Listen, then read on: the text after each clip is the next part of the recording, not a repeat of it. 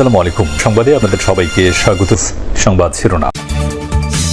রোববার থেকে উত্তরের 9 জেলা সফরে যাচ্ছেন তারেক রহমান। অতীতের আপোষকারীরাই এখন বিএনপির প্রতিপক্ষ বললেন আমির খসরু। তারা পালিয়ে গেছে, তারাও আপোষ করেছে, একমাত্র বেগম খালেদা জিয়া কোনো ধরনের কম্প্রোমাইজ করে। নির্বাচন পাতানো হলে অস্তিত্ব সংকটে পড়বে দেশ বললেন জামায়াত নেতা ডক্টর তাহের। ভোটে লাইনচ্যুত ট্রেন ফিরবে লাইনে মন্তব্য ইসি সানাউল্লাহ। ভোটের 30 ঘণ্টা পরও পাওয়া যায়নি যোগসু নির্বাচনের পূর্ণাঙ্গ ফলাফল। 24 কেন্দ্রে ভিপি পদে শিবির ও ছাত্রদল প্যানেলের হাড্ডাহাড্ডি লড়াই। ভারতে না খেলার ব্যাপারে অনড় বাংলাদেশ। ক্রিকেটারদের নিরাপত্তাকে অগ্রাধিকার দেওয়ার তাগিদ উপদেষ্টার। আইসিসিকে ফের চিঠি দেবে বিসিবি। আমাদের ক্রিকেটারদের নিরাপত্তা, বাংলাদেশের নিরাপত্তা, বাংলাদেশের মর্যাদা, এটার প্রশ্নে আমরা কোনো আপোষ করব না। সেফটি এবং সিকিউরিটি যদি ইমপ্রুভ না করে আমরা এই বিশ্বকাপে আমরা ফাইট করে যাব for our rights. LP gas নিয়ে নৈরাজ্য চরমে। বিইআরসি মূল্য বেঁধে দেয়া মূল্য মানছে না কেউ। যমুনার অনুসন্ধানে ধরা পড়ল কোম্পানি ডিস্ট্রিবিউটরের কারসাজি। আমি নিজে আইছি 1700 টাকা হাঁপছি, ওই যে ভাই ছিল আমার কাছে গ্যাস নাই, আমি কাছে একটা গ্যাস দেন, একটা রেস্টুরেন্ট চালাই। আমি সবার কাছে ক্ষমা চাই যাতে আমরা সব ডিস্ট্রিবিউটররা বেশি দামে বেচবো না। 11 জানুয়ারি থেকে উত্তরাঞ্চলের 9 জেলায় সফর শুরু করবেন বিএনপির ভারপ্রাপ্ত চেয়ারম্যান তারেক রহমান। তবে এই সফরে থাকছে না কোনো রাজনৈতিক কর্মসূচি। বিশিষ্ট ব্যক্তি, নিহত জুলাই যোদ্ধা এবং গণতান্ত্রিক আন্দোলনের শহীদদের কবর জিয়ারত করবেন তিনি। এদিকে বুধবার দলের গুলশান কার্যালয়ে ব্যস্ত সময় কাটিয়েছেন তারেক রহমান।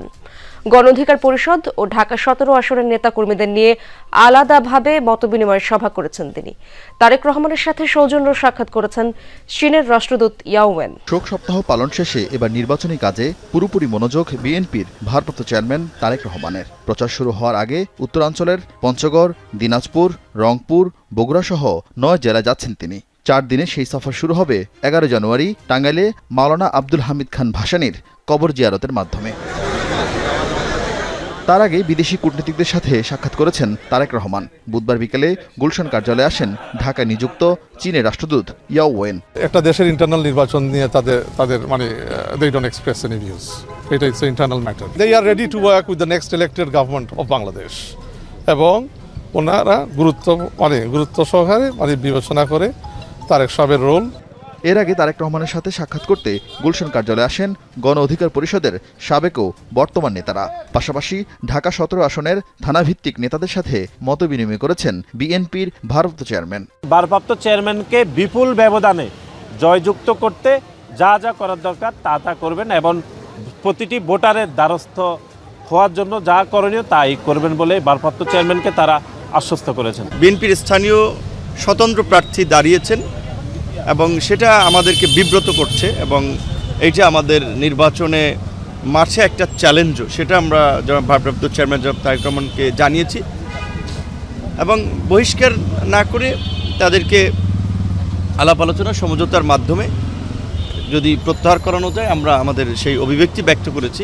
এদিন বিএনপিতে যোগ দিয়েছেন জাতীয় নাগরিক পার্টি এনসিপি থেকে পদত্যাগ করা মীর আরশাদুল হক। তাকে বিএনপিতে স্বাগত জানান মির্জা ফখরুল ইসলাম আলমগীর।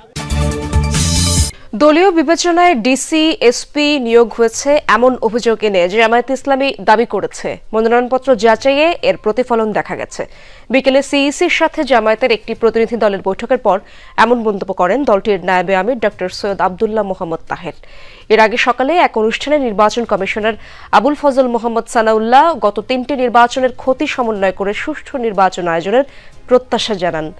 এদিকে আপিলের 3য় দিনে মনোনয়নের বৈধতা পেতে আবেদন পড়েছে 131টি। বিকেলে সিইসির সাথে সাক্ষাৎ করতে নির্বাচন কমিশন যায় জামাতে ইসলামীর 6 সদস্যের প্রতিনিধি দল। প্রায় 1.5 ঘন্টার বৈঠক শেষে সাংবাদিকদের সাথে কথা বলেন দলের নায়েবে আমির ডাক্তার সৈয়দ আব্দুল্লাহ মোহাম্মদ তাহের। অন্যদের ব্যাপারে আমাদের অভিযোগ আছে, সেগুলো আমরা আপিল করব প্রপার ওয়েতে, নিয়ম অনুসারে। নায়েবে আমির মনোনয়নপত্র যাচাই বাছাইয়ের ক্ষেত্রে বৈষম্যের অভিযোগ তোলেন। নির্বাচনের লেভেল প্লেইং ফিল্ড এখনো হয়নি বলেও দাবি করেন তিনি। বলেন রাজনৈতিক দলগুলোর সাথে আচরণে সরকার ও ইসির সমতা নিশ্চিত করা উচিত। দলীয় ডিসি নিয়োগ করা হয়েছে এবং সেই দলীয় দৃষ্টিভঙ্গি থেকে তারা দেখেছে, তারা আইনকে দেখেনি। আমরা বলেছি এই ধরনের ডিসি, এসপি যারা আছে তাদেরকে অপারেশন করতে হবে এবং নিরপেক্ষ ডিসিএসপিকে সেখানে নিয়োগ করতে হবে, নাহলে নির্বাচন প্রশ্নবিদ্ধ হবে। সকালে আগারগাঁওয়ের এনজিও ব্যুরো কার্যালয়ে 81টি সংস্থার মোর্চা alliance for fair election and democracy AFEDর একটি প্রকল্পের উদ্বোধন করা হয়। অনুষ্ঠানে নির্বাচন কমিশনার আবুল ফজল মোহাম্মদ সানাউল্লাহ বলেন, এবারের নির্বাচন হবে লাইনচ্যুত ট্রেনকে লাইনে ফিরিয়ে চালু করার মিশন। ভোটের সময় মানসম্মত পর্যবেক্ষণের উপর গুরুত্ব আরোপ করেন তিনি। জানান, নীতিমালার মধ্যে থেকে সব ধরনের সহযোগিতা করবে ইসি। আমাদের জন্য 2026-এর নির্বাচনটাকে যদি আমি একটু অ্যানালজি ড্র করি, আমি যদি একটু মেটাফরিক্যালি বলি, অনেকটা হচ্ছে লাইনচ্যুত ট্রেনকে লাইনে ফেরত এনে আবার চালানো শুরু করা, বেয়ার মিনিমাম রিপেয়ার করে কিছু কিছু যন্ত্রাংশ রিপ্লেস করে অন্তত গতি দেওয়া। এদিকে রিটার্নিং কর্মকর্তার সিদ্ধান্তের বিরুদ্ধে সংক্ষুব্ধ ব্যক্তিদের আপিল আবেদনের তৃতীয় দিন ছিল বুধবার। প্রশাসনের অসহযোগিতা, পক্ষপাতদুষ্ট মূল্যায়ন সহ বিভিন্ন বিষয়ে অভিযোগ করেন মনোনয়ন বাতিল হওয়া ব্যক্তিরা।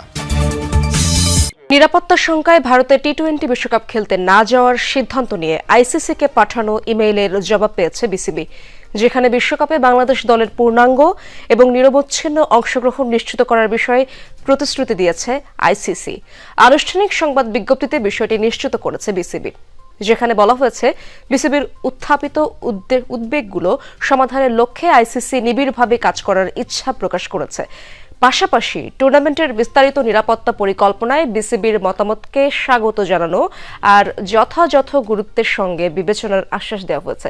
তবে বোর্ডকে আলটিমেটাম দেওয়ার খবরকে অসত্য দাবি করেছে বিসিবি। বিজ্ঞপ্তিতে আরও জানানো হয়, জাতীয় দলের নিরাপত্তা এবং খেলোয়াড়দের সুরক্ষাকে সর্বোচ্চ অগ্রাধিকার দেওয়ার বিষয়ে অনড় বোর্ড। ভারতে টি-20 বিশ্বকাপ খেলার পরিস্থিতি নেই, আবারও বিস্ফোরক মন্তব্য করেছেন ক্রীড়া উপদেষ্টা আসিফ নজরুল। বিসিবির সঙ্গে সভা শেষে ক্রীড়া উপদেষ্টা জানিয়েছেন, আইসিসির সঙ্গে তারা আবারও সভায় বসবেন। বিসিবির সভাপতি আমিরুল ইসলাম বুলবুল জানিয়েছেন, তারা এখনও তাদের সিদ্ধান্তে অনড়। ভারতে টি-20 বিশ্বকাপ খেলতে না যাওয়ার দাবি জানিয়ে আইসিসিকে চিঠি দিয়েছিল বাংলাদেশ ক্রিকেট বোর্ড। পাল্টা মেইল করেছে আইসিসি। বিসিবির দাবি গুরুত্বের সাথেই দেখছে ক্রিকেটের নিয়ন্ত্রক সংস্থাটি। এই পরিস্থিতিতে পরবর্তী পদক্ষেপ ঠিক করতে আবারও সরকারের শরণাপন্ন বিসিবি। বুধবার সচিবালয়ে ক্রীড়া উপদেষ্টা আসিফ নজরুলের সঙ্গে বৈঠক করেছেন বিসিবি কর্তারা। বাংলাদেশের ক্রীড়া ক্ষেত্রের অভিভাবক এখনও তার আগের ভাবনায় অবিচল। খেলতে যাওয়ার জন্য ভারত কোনো নিরাপদ জায়গা নয়। ভারতে নিরাপদে খেলার মতো পরিস্থিতি নাই। আমার কাছে মনে হয়েছে এটা নিরাপত্তা ইস্যু শুধু না, এটা জাতীয় অবমাননা ইস্যু। আমাদের জাতির অবমাননার বিনিময়ে আমাদের ক্রিকেটার এবং আমাদের দর্শক, আমাদের সাংবাদিক, তাদের নিরাপত্তার বিনিময়ে, দেশের মর্যাদার বিনিময়ে আমরা বিশ্বকাপ ক্রিকেট খেলতে চাই না। বৈঠক শেষে ক্রিকেট বোর্ডের সভাপতি জানিয়েছেন, নিরাপত্তা ইস্যুকে পাশ কাটানোর সুযোগ নেই। কেবল ক্রিকেটাররাই নন, বিশ্বকাপ দেখতে যেসব দর্শক কিংবা স্পন্সররা যাবেন, ম্যাচ কাভার করতে যেসব গণমাধ্যম কর্মীরা ভারতে অবস্থান করবেন, তাদের নিরাপত্তা নিয়েও শঙ্কিত বোর্ড। যেমন একটা খেলোয়াড়কেই যখন দেখলাম যে শৃঙ্খলা সিকিউরিটি দিতে অসুবিধা কারণেই তো তাকে বাদ দেওয়া হয়েছে, তখন একটা দল, একটা পুরো বাংলাদেশের জনগোষ্ঠী যারা খেলা দেখতে যাবে, এটা তো বিরাট ব্যাপার।